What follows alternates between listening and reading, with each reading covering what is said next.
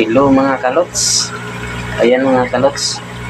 Ito na yung bago kong tanim na litos mga lots. Ayan.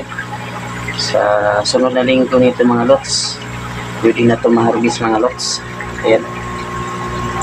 So, ayan mga lots. Iharap natin yung camera mga lots para makita nyo ng maigi. So, ayan mga lots. Nakita na yung mga lots, green na green yung tanim ko na litos mga lots. Ayan, naka lutang na siya sa tubig mga lots, gawa ng styrofoam. Tapos yung taniman niya mga lots, ito yun, oh.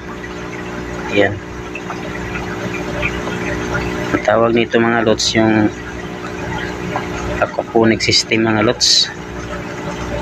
Yan. Yan mga lots. Buti nga ngayon maganda yung tubo ng litos ko mga lots. Yan.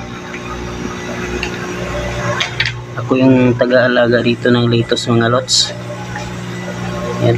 Ito yung sa trabaho ko. Tapos yung dito naman sa kabila mga lots. Ito naman yung asula mga lots. Ito pagkain ng mga lots, baboy at saka sa manok. Mabilis lang kumalat yan mga lots. Yep. So balik naman tayo dito sa litos.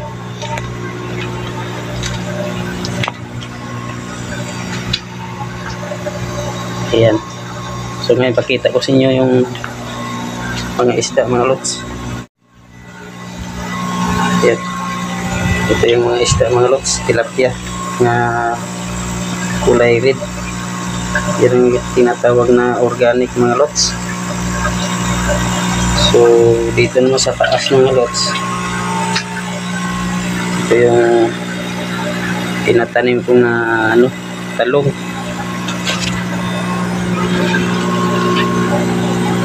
Ayan, meron siyang bunga mga lots, oh. Ayan. Tapos ito namang mahaba na dahon, yung malapad. Ang tawag yan mga lots yung spinach mga lots. Ayan. So ngayon mga lots, kapakita ko sa inyo mga lots kung paano po magtanim ng litos dito sa aquaponic system. So ito na mga lots, dito siya nakatanim.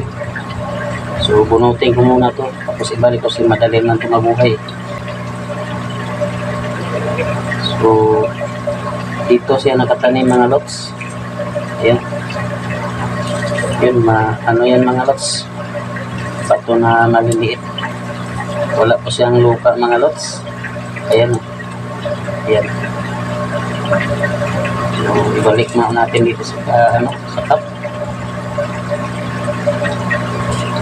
So sa pagtatanim nito mga lots, kukuha lang tayo ng seedling ng litos, 3 piraso mga lots, para sure ball na tutubo siya.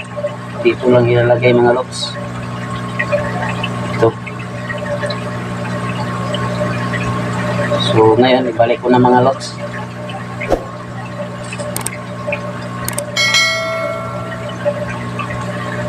Ayan.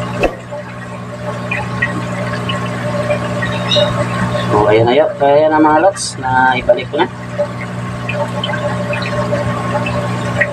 Hanggang dito na lang, at marami pong salamat sa inyong pagsuporta dyan at sa pagpanood sa aking channel.